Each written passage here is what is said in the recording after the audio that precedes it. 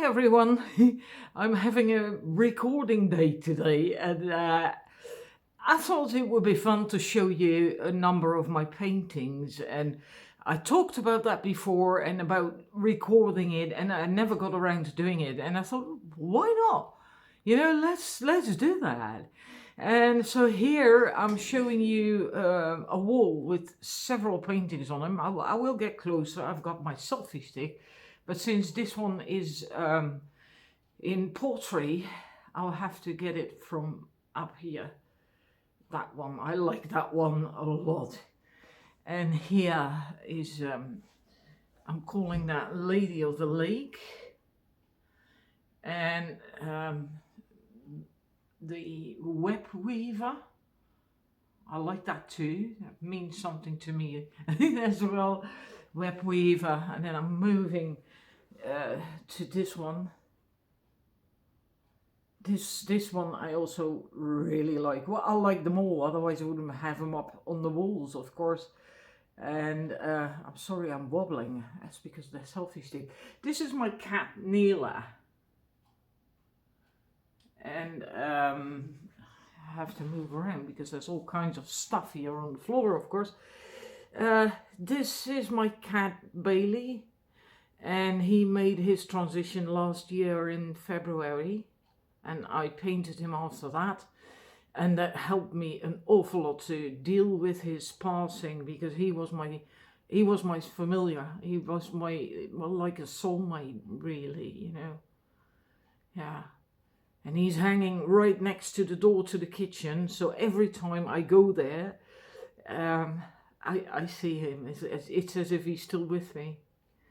Yeah, my Bailey. And there is Dreaming of the Ball. I'll move back a wee bit. I like that as well, just playful, and can also be like a wedding dress or something. Well, I'll show you this one before it gets too dark to see it. This is an existing temple, well, the ruins of it in Cambodia. And I cannot remember the name of it anymore now from the top of my head. But the Buddha to the left isn't there. And the leopards, I'm not certain whether they're there, but it just looked right. And that head here in the corner, that was a lot of work as well to get that done. So I changed painting style of late. This is far more realistic in that sense than this kind of work, right? This is another one that I'm particularly fond of. I have to hold it up. It's above my desk. The Great Wall of China. And what's so good about that? It's such a shame I can't switch camera so you can now see me, but my phone doesn't have that option. The great thing about this painting is that when the sunlight hits it from the right in the morning, early morning or more late morning sunlight, it enhances the painted highlights and shadows. It brings it to life. It looks stunning. Well, I find it's stunning as it is, but then it looks even better. It's amazing. I'm going to the next one. Right. And this one, I love that one as well. There's so much detail in it. And that ship, it's, yeah. I love it. And I'll move back so you can see. I have to be careful where what I do. Then you can see the setup.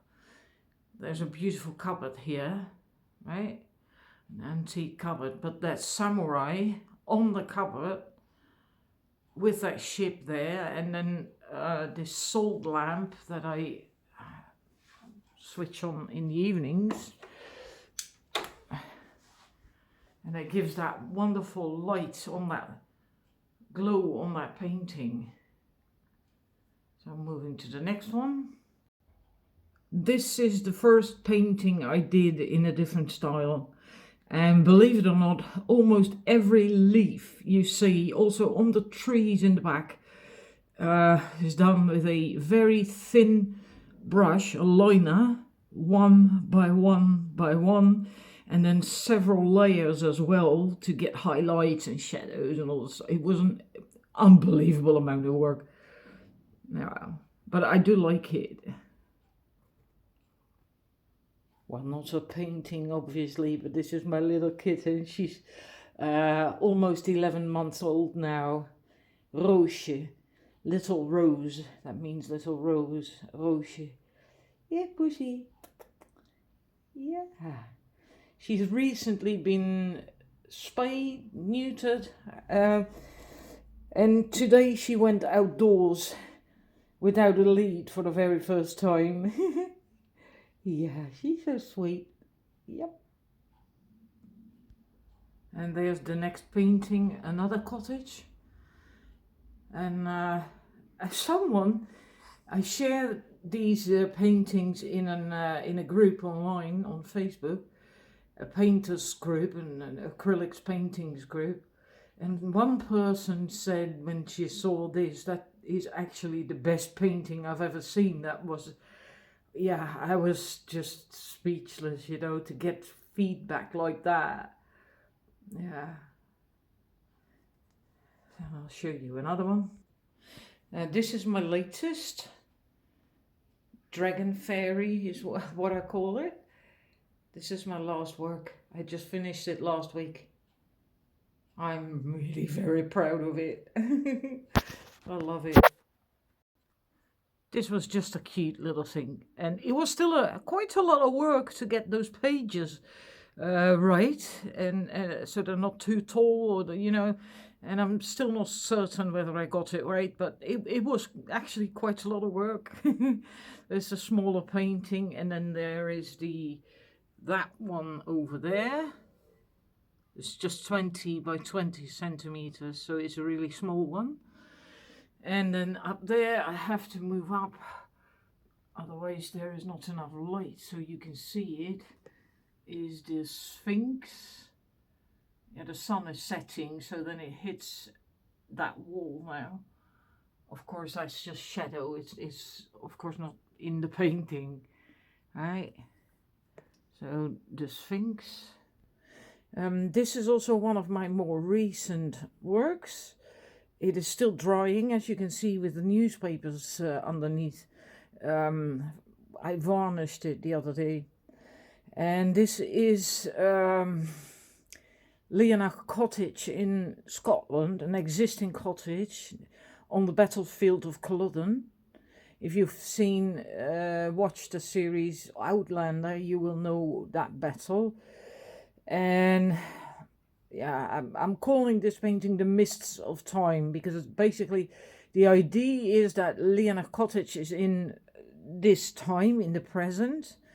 And then there is a glimpse of the past of that battle to the right, where you can see the soldiers and the Highlanders, and actually even exploding soil there, where a cannonball hit the ground, and the mud and soil splashing up like a fountain in the air. And then heather in the foreground. Yeah, I must add to that, yeah, there is something for me with Culloden. I have to go there at some point. It feels like unfinished business. I've had that feeling for, I don't know, 2 decades maybe, way before the series Outlander was on television. Yeah, so this meant a lot. This was quite emotional for me to paint. And then this one, well, basically black and white, with the exception of the woman, the dress and the light that she's holding. It's more of a fantasy thing. It's a bit like, well, Rhiannon, the goddess Rhiannon. And then I'm moving to the left because there is another one, again in the different style that I'm using at the moment. And You're gonna see all that stuff there. I had to move everything over so I could put the paintings here.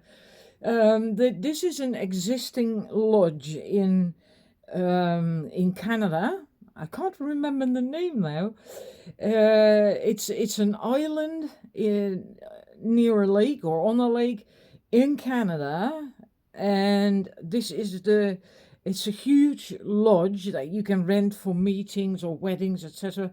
And this is a restaurant that's close to that lodge where you can then sleep. So it's an existing cabin, lodge. And I used several photos of that to make this painting. One with the northern lights in the back. So I'm quite proud of this one myself. I love it. I love these colors so much. Right, I quickly ran upstairs now. So you can probably hear the sound is now different. It's a very small room. Anyhow, this is my one of the very first paintings that I did when I started painting again after decades of no painting. It was in 2010. This is The Mists of Avalon. The Glastonbury tour in the UK. And then I painted that boat, right, where she's parting the mists. These bubbles were completely intuitively, as well as the entrance here. Although there are stories that there is an entrance underneath the tour that leads to the fairy world, the underworld, where the Holy Grail was potentially stored for safekeeping. And the funny thing is that shortly after I finished this painting back then, I was sat opposite it, looking at it, and all of a sudden I felt that I could go through that large bubble. It was like a portal, and I could enter other places, another dimension or whatever, by going through that bubble. It became activated. It was really peculiar. And I asked other people and they had the same experience, and they asked me if they could travel through it as well. And I said, yeah, that's okay. So if you feel the same thing, then feel free, you can do that. And then I'm going to turn around. I'm not going to pause it now. I will show you. I'll lower it. It's very bright because of the sun. This is my smallest bedroom in my home. And I made that goddess statue, I suppose, myself. And a bunch of crystals. I made that one as well years ago, the Woolen Fairy. And there's a whole bunch of paintings. And here there's more, a few empty canvases, but mostly are paintings as well. So I haven't got space for it anymore. Anyhow, here is another one. This has special meaning for me. I did this, shortly after I moved here, where I currently live in this home, in this house. After I got out of a very, very difficult relationship with a narcissist. And it took me quite some time to heal. And when I had healed, I painted this, and it's called Out of the Woods, because basically I was out of the woods again, right? I was myself again. I was feeling good and happy and lively. And the owl, I'm still not entirely certain why it had to be there, but that was intuition. It had to be there. So I painted it. I follow my intuition. And there's more crystals, right? So, yeah, that's not all of them. I've got plenty more. I'm not certain. This is a large painting. Oh, yeah, there it is. Ranch in the Hills. Painted that some 6, 7, 8 years ago, I'm not certain. There's oils, by the way, oil paint, water-soluble oil paint. And I actually wanted to paint one of these typical American windmills that you see all over the place. Yeah, it ended up being this. It's quite a big canvas. I like it as well. And that one, yeah, you can't really see. That's quite a shame because that's a lovely painting. It is. I'm gonna try and put it somewhere so I can show it to you. Well, it's not ideal, but I just put it flat. It's quite large. It's I think 120 or 140 wide centimeters, that is. And this is go with the flow, what Abraham Hicks is always talking about, that when you row against the stream, it's going to exhaust you and it's not going to lead you anywhere, because everything you want, everything you need and is good for you and that serves your highest good is downstream, so you don't even have to row. And that's what I wanted to convey in this painting. And that's why it's a longer painting, a wider painting, so I could have that river, right? There is no point in going in that direction and exhausting yourself going upstream, rowing. All you have to do is just go with the flow. And then you end up there where the light is, where it's bright and everything you want and need in life is there. And that's why she doesn't have anything to row either. And why she's standing up in the boat, not even sitting down. She's just trusting, surrendering, trusting the flow. So that's what this painting is about. Yeah, means a lot to me as well. So, well, I have more paintings, but yeah, as you could see, most of them were down there on the floor, so I can't show them to you. This, I'm gonna end with that, I suppose. Is just a small one that I did years ago. It's an impression of labradorite. So when you hold a labradorite with blue and you twist it, turn it in the light, then you get that luster, that shine. And I actually had one that I used to paint this. So it's an impression of labradorite. Yeah, so now I have to sort that picture. Well, okay, there's one more I could probably show you. Oh, well, maybe not. I'll try. I'll just try. It's just so tempting because it's a lighthouse. Let's see if I can get it on. Yeah, I think so. Oh. It's also oil painting. Yeah. Well, that's it. So then you have an idea of the kind of thing I do and that I'm busy with and what I like to do. So I'm ending here with the ranch in the hills, and I'm thanking you for watching. And well, until we connect again, bye bye.